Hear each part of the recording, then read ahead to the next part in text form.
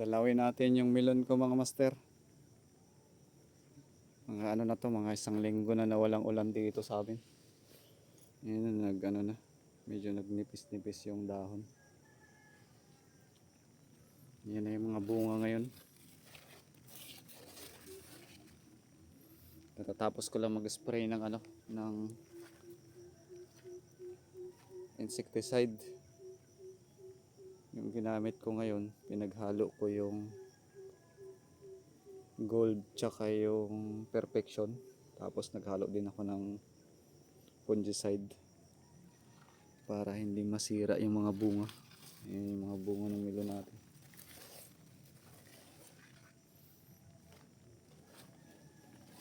Mga malalaki rin dito sa gitna. Taga na sa 2 kilo may higit. Mga bunga. Tabi-tabi naman. Okay naman yung bunga. Hindi na ako nakapag dito mga master, hindi na ako nakapag pruning. Pero kung talagang sasadyain, pwede to i-pruning. Ito yung diskarte niyan kung gusto niyo mag-pruning. Hanap tayo ng puno.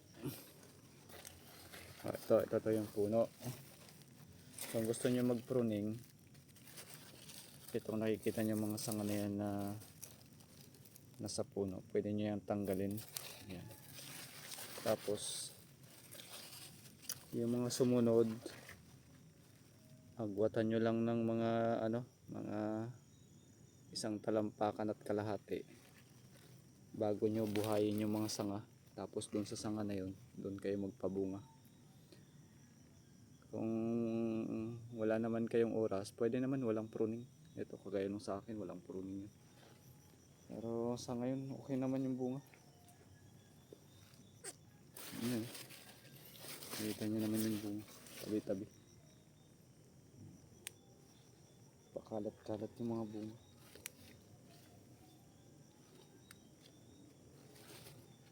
Ang diskarte lang dito pagka walang pruning, mas mas kailangan nyo ng abono, mas maraming abono kasi marami siyang binubuhay na sanga.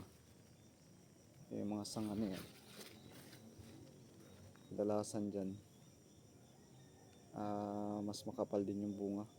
Kaya yung abono ko dito linggo-linggo, pero ngayon napahinog na to, hindi na ako mag-aabono.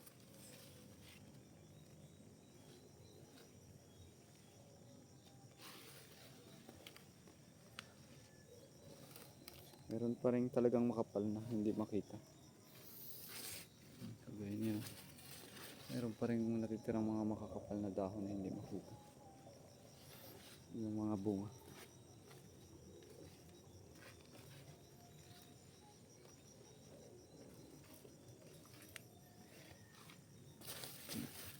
Yung mga maliliit pa nga, ayan. Medyo na to, medyo mababansot na to kasi wala nang wala nang ulan.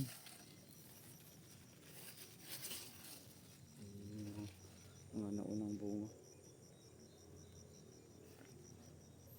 Yung iba nandun na sa gilid.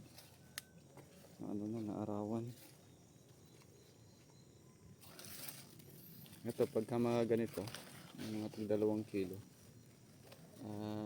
good size na to. Yung ganitong kalaking bunga mga master.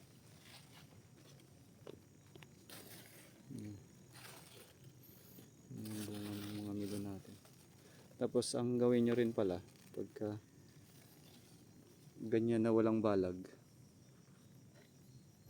itong mga bunga, isa-isahin ninyo ipwesto ng dapat yung itong pinakailalim, yan yung sa may puwetan banda, yan yung nakatungtong dapat sa lupa. Hindi kasi maganda pagka yung side, ito paikot na to, yung dapat sa lupa, mag-iiba yung kulay niyan, so pangit tingnan.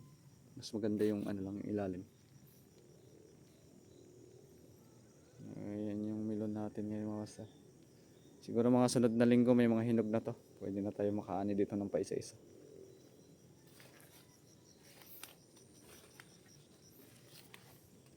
Daming ano, daming saluyot. Ayan, tataba. Ayan pa rin ako dito, may mga kalabasa na hindi ko pa natapos ani. Ayan, may mga malalaki pa ako nakikita dito. Ayan.